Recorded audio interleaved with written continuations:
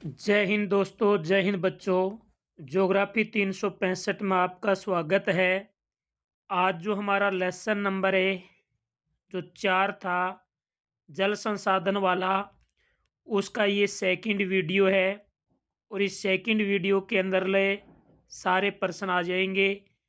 तो आइए हम स्टार्ट करते हैं। क्वेश्चन नंबर 51 है कि राष्ट्रीय जल नीति में संशोधन किया गया।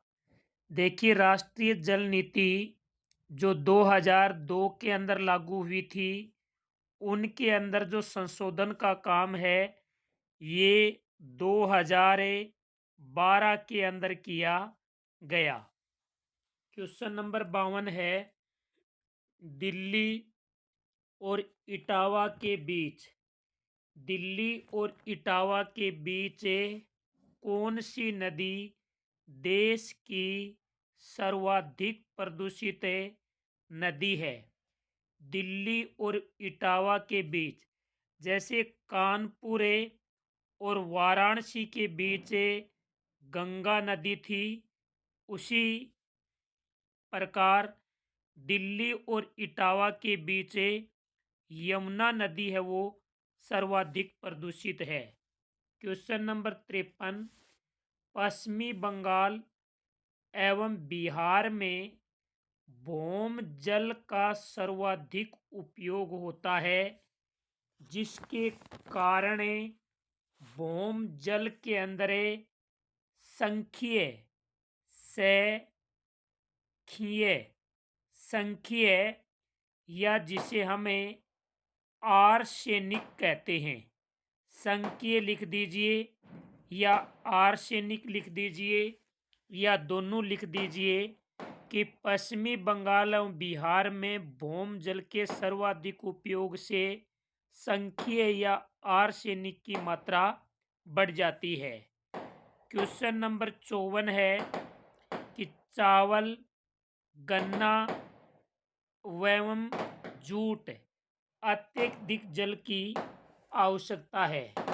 यानी चावल, गन्ना और जूट, ये तीनों ही वो मुख्य फसलें हैं जिनमें अत्यधिक आर्द्रता की जरूरत है और अत्यधिक आर्द्रता को बनाए रखने के लिए इसमें सर्वाधिक सिंचाई के जल की आवश्यकता है। यानी चावल, गन्ना एवं जूट में अत्यधिक सिंचाई की आवश्यकता है। क्वेश्चन नंबर 55 है, वो है कि भविष्य में विकास के साथ साथ देश में एवं सेक्टर में जल का उपयोग बढ़ने की संभावना है। यानी भविष्य में विकास के साथ साथ देश में औद्योगिक, यहाँ पर क्या आएगा? यहाँ पर आएगा औद्योगिक औद्योगिक औद्योगिक एवं घरेलू, यानी भविष्य में विकास के साथ साथ देश में औद्योगिक एवं घरेलू सेक्टरों में जल का उपयोग बढ़ने की संभावना है। क्वेश्चन नंबर 57 है कि धरातलीय जल का कितना प्रतिशत कृषि सेक्टर में उपयोग में लिया जाता है? तो धरातलीय जल का 89% उपयोग है वो कृषि सेक्टर के अंतर्गत किया जाता है, जबकि भौम जल का 92% उपयोग है वो कृषि सेक्टर में किया जाता है। धरातलीय जल का 89% और भौम जल का 92%। क्वेश्चन नंबर 58 है, धरातलीय जल जिसे हमें सतही जल भी कहते हैं, धरातलीय जल को हमें सतही जल भी कहते हैं। धरातलीय जल का कितना प्रतिशत उपयोग है औद्योगिक सेक्टरों में होता है, तो द्रातलीय जल का 2% उपयोग औद्योगिक सेक्टरों में होता है, जबकि भौम जल का 5% उपयोग औद्योगिक सेक्टरों के अंतर्गत होता है। भौम जल का 5% औद्योगिक सेक्टरों में उपयोग में होता है। क्वेश्चन नंबर 60 है, वो है कि द्रातलीय जल का कितना प्रतिशत घरेलू सेक्टर में उपयोग में होता है। तो द्रातलीय जल का 9% है, वो घरेलू सेक्टर में काम में लिया जाता है, जबकि भौम जल में इसका प्रतिशत है 3। तो ये आपको 89 द्रातलीय जल का 89% कृषि सेक्टर में, भौम जल का 92% कृषि सेक्टर में, द्रातलीय जल का 2% औद्योगिक सेक्टर में, भौम जल का 5% औद्योगिक सेक्टर में, द्रातलीय जल का 9% घरेलू सेक्टर में और भौम जल का 3% है, यानी घरेलू सेक्टर में उपयोग किया जाता है। क्वेश्चन नंबर 62 है, विकास को सुनिश्चित करने हेतु, विकास को सुनिश्चित करने हेतु कार्य क्षमता उपयोग और संरक्षण आवश्यक है। यानी विकास को सुनिश्चित करने के लिए एक तो आपको जल का मूल्यांकन करना आवश्यक है। जल का मूल्यांकन करना और जल की कार्य क्षमता का उपयोग और उनका संरक्षण आवश्यक है। यानी विकास के लिए या विकास को सुनिश्चित करने के लिए ये 3 चीज़ें जरूरी हैं। क्वेश्चन नंबर 63 है, भारत में विश्व के स्थलीय क्षेत्र का लगभग प्रतिशत है। तो भारत में विश्व के द्रातलीय क्षेत्र का पूछा है यहाँ। भारत में विश्व के द्रातलीय क्षेत्र का कितना प्रतिशत है। यानी भारत के विश्व के क्षेत्रफल का कितना प्रतिशत क्षेत्रफल है वो भारत में है, ये पूछा है। तो इसमें आएगा 2.4%। अगला है, भारत में विश्व का जल संसाधन है, तो वो है 4%। भारत में विश्व का 4% जल संसाधन है। अगला 65 नंबर क्वेश्चन है, देश में एक वर्ष में वर्षा से प्राप्त कुल जल की मात्रा लगभग कितनी घन मीटर है। तो देश के अंदर एक वर्ष में वर्षा का जल है वो मिलता है 4000 घन किमी। कितना मिलता है?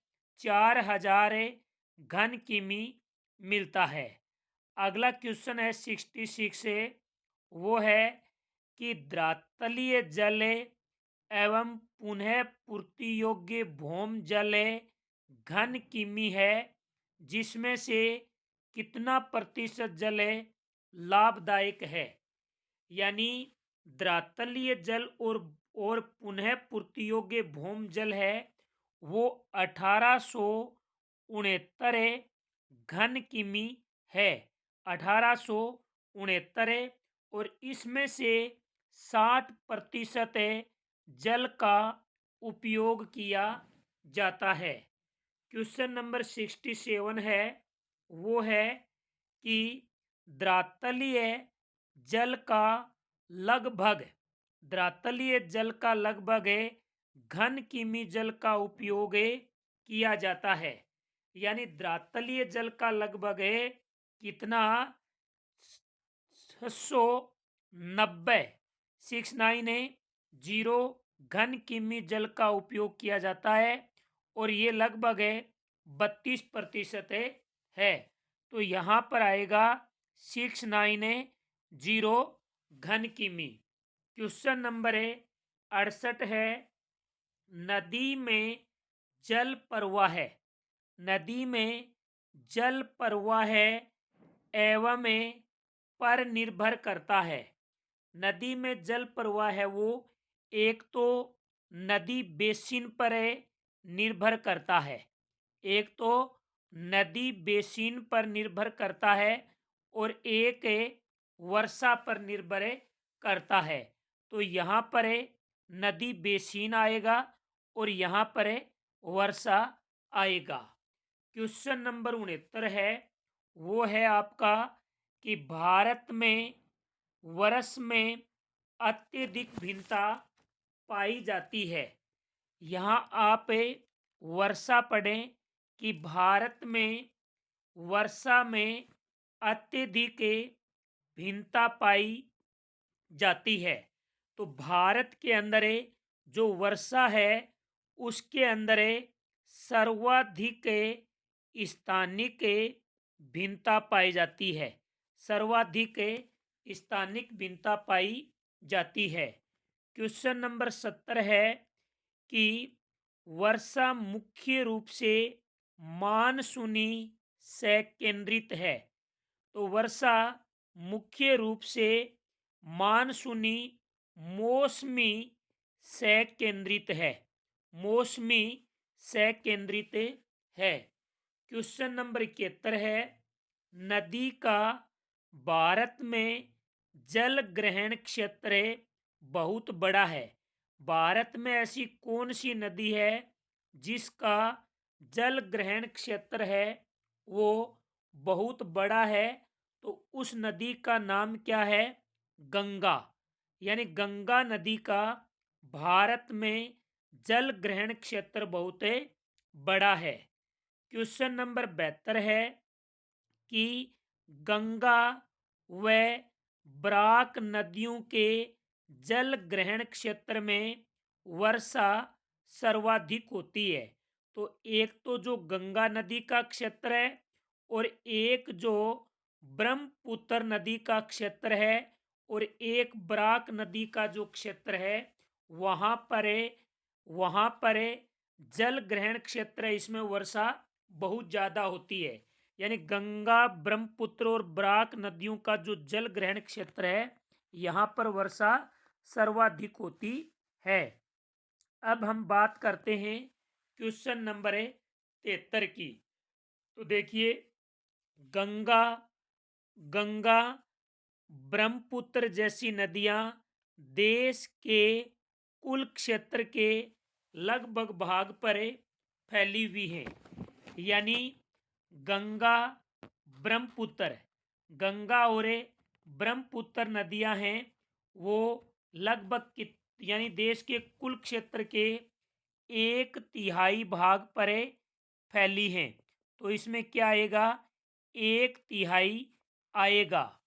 क्वेश्चन नंबर 74 है, द्रातलीय जल का लगभग प्रतिशत जल देश की गंगा ब्रह्मपुत्र नदियों में पाया जाता है। तो द्रातलीय जल का लगभग 60% जो जल है वो देश की गंगा और ब्रह्मपुत्र नदियों में पाया जाता है। क्वेश्चन नंबर 75 है, गोदावरी, कृष्णा एवं कावेरी नदियां हैं। तो देखिए, ये जो यानी गोदावरी, कृष्णा, कावेरी हैं, ये दक्षिणी भारतीय नदियां हैं। ये कौन सी नदियां हैं? दक्षिणी भारतीय नदियां हैं। क्वेश्चन नंबर 76 है कि भारत की समुद्र तट रेखा, भारत की ये जो समुद्र तट रेखा है ये विशाल एवं है, यानी विशाल एवं दंतुरित है। दंतुरित का मतलब होता है यानी कटी फटी। तो भारत की समुद्र तट रेखा विशाल एवं दंतुरित है। क्वेश्चन नंबर 77 है, लेगून एक यानी खारे पानी की झील है जो उड़ीसा, पश्चिमी बंगाल और केरल में पाई जाती है। लेगून एक खारे पानी की झील है जिसमें एक तो मत्स्य पालन किया जाता है, दूसरा चावल एवं नारियल का उत्पादन यहाँ के पानी से किया जाता है। तो लेगून खारे पानी की झील है जिसमें मत्स्य पालन, चावल एवं नारियल का उत्पादन किया जाता है। अगला क्वेश्चन है 78 कि पंचवर्षीय योजनाओं में कृषि उत्पादन को बढ़ाने के लिए को सर्वाधिक प्राथमिकता दी गई। यानी जो पंचवर्षीय योजनाएं हैं इनके माध्यम से कृषि उत्पादन को बढ़ाने के लिए सिंचाई को सर्वाधिक प्राथमिकता दी गई। सिंचाई को सर्वाधिक प्राथमिकता दी गई। क्वेश्चन नंबर 79 है, यानी कृषि में जल का उपयोग मुख्य रूप से होता है। कृषि में जल का उपयोग मुख्य रूप से सिंचाई में होता है। किन में होता है? सिंचाई में होता है। क्वेश्चन नंबर 80 है, वो है कि देश में वर्षा के परिवर्तित के कारण सिंचाई की आवश्यकता है। यानी देश में वर्षा का जो स्थानिक सामयिक, यहाँ मैं लिख रहा हूँ स्थानिक डैश से सामयिक, सामयिक यानी इसका मतलब हो गया यानी स्थान और समय के अनुसार यानी बदलती रहती हैं। देश में वर्षा स्थान एवं समय के अनुसार बदलती रहती है जिसके कारण सिंचाई की आवश्यकता होती है। तो इसमें आएगा स्थानिक और सामयिक। स्थानिक डैश सामयिक यानी देश में वर्षा के स्थानिक डैश सामयिक परिवर्तित के कारण सिंचाई की आवश्यकता है।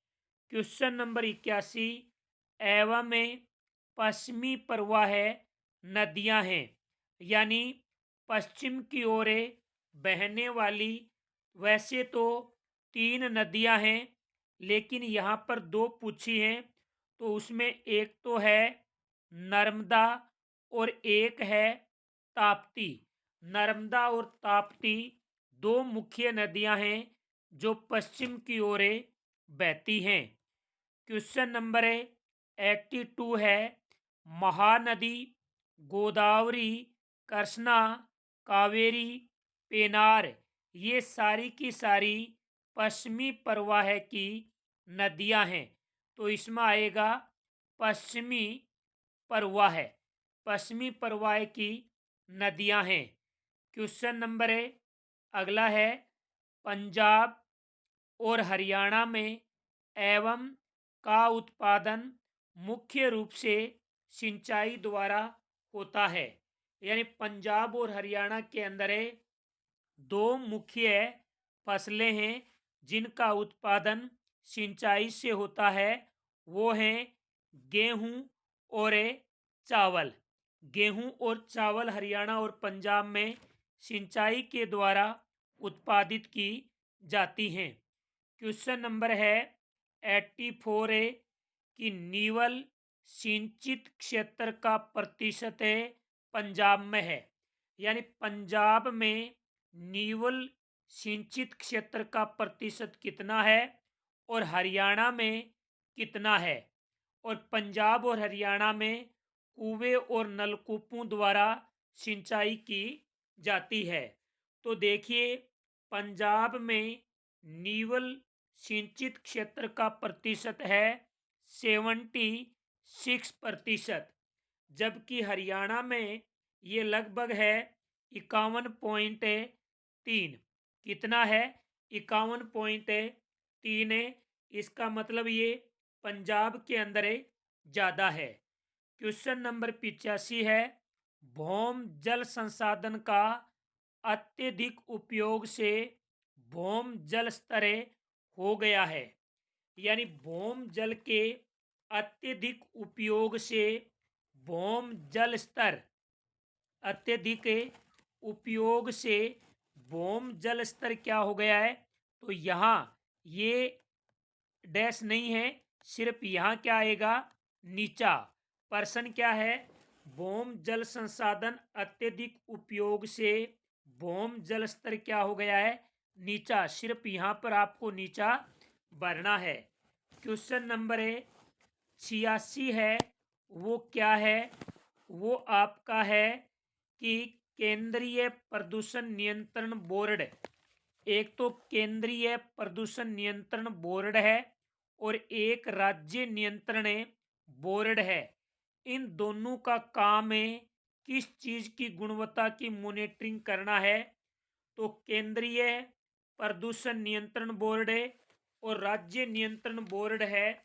इन दोनों का जो काम है वो है जल संसाधन, जल संसाधन की गुणवत्ता की मॉनिटरिंग करना।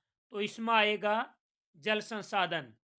क्वेश्चन नंबर 87 है, लखनऊ द्वारा, लखनऊ द्वारा कौन सी नदी प्रदूषित होती है? तो लखनऊ द्वारा गोमती नदी है, वो सर्वाधिक प्रदूषित होती है। क्वेश्चन नंबर 88 है, भौम जल प्रदूषण, जो भौम जल प्रदूषण है वो बाहरी अर्थात विषैली धातुओं के द्वारा भी होता है और ये किन के द्वारा होता है? तो भौम जल का प्रदूषण बाहरी एवं विषैली धातुओं के द्वारा भी होता है और फ्लोराइड के द्वारा भी होता है एवं नाइट्रेटस, एवं नाइट्रेटस के द्वारा भी होता है। तो यहाँ पर आएगा फ्लोराइड और यहाँ पर आएगा नाइट्रेटस। अगला प्रश्न नंबर 89 है, जल उपकर अधिनियम 1977 का मुख्य उद्देश्य क्या है? जल उपकर अधिनियम 1977 का मुख्य उद्देश्य है वो क्या है? तो इस प्रश्न का राइट उत्तर होगा यानी प्रदूषण को, यानी जल प्रदूषण को कम करना।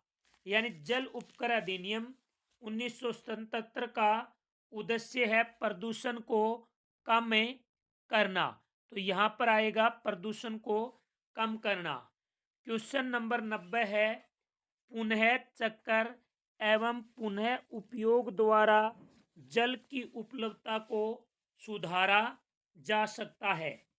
यानी पुनः चक्र और पुनः उपयोग के द्वारा हमें अलवणीय जल की उपलब्धता को सुधार सकते हैं। अलवणीय जल की उपलब्धता को हम क्या कर सकते हैं? सुधार सकते हैं।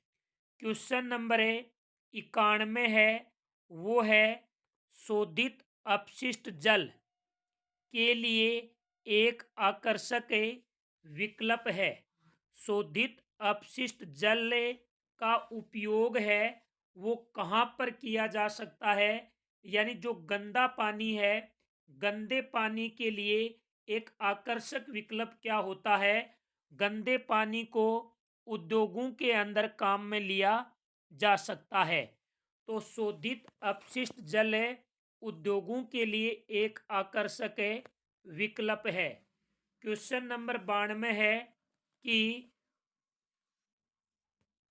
प्रबंधन का उद्देश्य, प्रबंधन का उद्देश्य प्राथमिक संसाधनों और समाज के बीच संतुलन लाना है।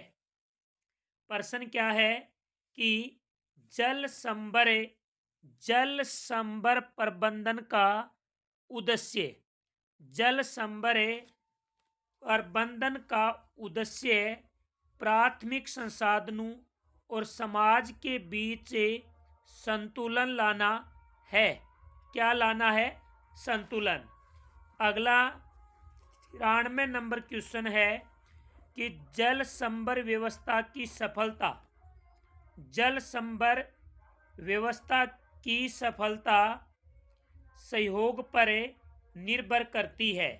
तो देखिए, जल संभर व्यवस्था की सफलता है वो संप्रदाय यानी लोगों के सहयोग पर निर्भर करती है। तो यहाँ लिखोगे आप संप्रदाय। क्वेश्चन नंबर है 94 है कि परियोजना का उद्देश्य ग्रामीण जनसंख्या को पेयजल देना, सिंचाई की व्यवस्था करना, मत्स्य पालन के लिए पानी देना, वृक्षारोपण के लिए जल संग्रहण योग्य बनाना है। तो देखिए, यानी जो आपकी हरियाली परियोजना है, कौन सी परियोजना है? जो आपकी हरियाली परियोजना है, इसका मुख्य उद्देश्य ग्रामीण जनसंख्या को पेयजल देना, सिंचाई की व्यवस्था करवाना, मत्स्य पालन के लिए जल उपलब्ध करवाना और वृक्षारोपण के लिए जल संग्रहण योग्य बनाना है। क्वेश्चन नंबर 95 है कि कुछ क्षेत्रों में विकास परियोजना पर्यावरण एवं अर्थव्यवस्था का कायाकल्प करने में सफल हुई है। यानी कुछ क्षेत्रों में जो जल संभर विकास परियोजना है, जो जल संभर विकास परियोजना है, ये पर्यावरण एवं अर्थव्यवस्था का कायाकल्प करने में सफल हुई है। क्वेश्चन नंबर 96 है एकीकृत जल संसाधन प्रबंधन उपागम के द्वारा, एकीकृत जल संसाधन प्रबंधन उपागम के द्वारा जल उपलब्धता आधार पर निश्चित रूप से की जा सकती है। यानी एकीकृत जल संसाधन प्रबंधन उपागम के द्वारा जल उपलब्धता है वो, यानी सतत पोषणीय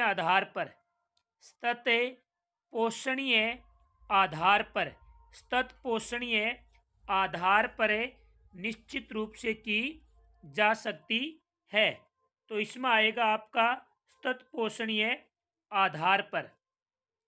क्वेश्चन नंबर है 97 विभिन्न उपयोगों हेतु वर्षा जल को रोकने एवं एकत्रित करने की विधि है। यानी वर्षा जल संग्रहण है, इसमें क्या आएगा? वर्षा जल संग्रहण। वर्षा जल संग्रहण विभिन्न उपयोगों के लिए वर्षा के जल को रोकने एवं एकत्रित करने की एक विधि है। क्वेश्चन नंबर 98 विधि का उपयोग भूमिगत जल भर्तों के पुनर्भरण के लिए होता है। यानी इसमें आएगा कि जो वर्षा जल का संग्रहण है, वर्षा जल संग्रहण विधि है, इसमें भी आपका वर्षा जल संग्रहण आएगा। 97 में भी वर्षा जल संग्रहण और इसमें भी वर्षा जल संग्रहण। 98 में आएगा वर्षा जल संग्रहण विधि का उपयोग भूमिगत जल भर्तों के पुनर्भरण के लिए होता है। क्वेश्चन नंबर 99 है संग्रहण विधि कम मूल्य एवं पारिस्थितिकी के अनुकूल है। यानी जल की कौन सी संग्रहण विधि जिसमें लागत भी ज़्यादा नहीं आती है और पारिस्थितिकी के अनुकूल है? तो इसमें भी वर्षा जल आएगा। वर्षा जल संग्रहण विधि है वो कम मूल्य एवं पारिस्थितिकी के अनुकूल है। अगला है कि संग्रहण जलापूर्ति को बढ़ाता है और भूमिगत जल स्तर को नीचे गिरने से रोकता है। तो इसमें भी वर्षा जल आएगा कि वर्षा जल का संग्रहण है वो जलापूर्ति को बढ़ाता है और भूमिगत जल स्तर को नीचे गिरने से रोकता है। क्वेश्चन नंबर है 101, वो है कि संग्रहण फ्लोराइड एवं नाइट्रेटस की मात्रा को घटा करके भूमिगत जल की गुणवत्ता को बढ़ाता है। तो इसमें भी वर्षा जल आएगा। वर्षा जल संग्रहण यानी वर्षा के जल को एकत्रित करके हमें फ्लोराइड एवं नाइट्रेटस की मात्रा को घटा सकते हैं और भूमिगत जल की गुणवत्ता को बढ़ा सकते हैं। क्वेश्चन नंबर 102 है, वो है वर्षा जल संग्रहण विधि। वर्षा जल संग्रहण विधि सर्वाधिक लाभकारी विधि है, यानी वर्षा जल संग्रहण विधि का सर्वाधिक जो लाभ है वो कौन से क्षेत्र को मिला है? वो मिला है नगरीय क्षेत्र को। किसको मिला है? नगरीय क्षेत्र को। क्वेश्चन नंबर 103 है, संग्रहण विधि का उपयोग राज्यों में बड़े पैमाने पर किया जाता है। तो इसमें भी वर्षा जल आएगा। वर्षा जल संग्रहण विधि का उपयोग राज्यों में बड़े पैमाने पर किया जाता है। क्वेश्चन नंबर है 104, जल एक क्या है भाई? जल एक पुनः उपयोग संसाधन है। जल एक क्या है? जल एक पुनः उपयोग संसाधन है। क्वेश्चन नंबर 105 है, अभियान का उद्देश्य देश में प्रति व्यक्ति जल की उपलब्धता है। तो जो आपका जल क्रांति अभियान है, जो आपका जल क्रांति अभियान है जो 2015-16 में चला था, इसका उद्देश्य है प्रति व्यक्ति जल की उपलब्धता करवाना। अब दो नाम नीचे दिए हुए, CPCB जिसका पूरा नाम है केंद्रीय प्रदूषण नियंत्रण बोर्ड और CPC का पूरा नाम है राज्य प्रदूषण नियंत्रण बोर्ड। तो ये थे इस पाठ के वेरी इंपॉर्टेंट प्रश्न है। उम्मीद करता हूँ आपको बहुत अच्छे लगे होंगे। तो वीडियो को ज़्यादा से ज़्यादा शेयर करें। जो विद्यार्थी जो मित्र चैनल पर पहली बार आ रहे हैं वो चैनल को सब्सक्राइब जरूर करें। जय हिंद, जय भारत।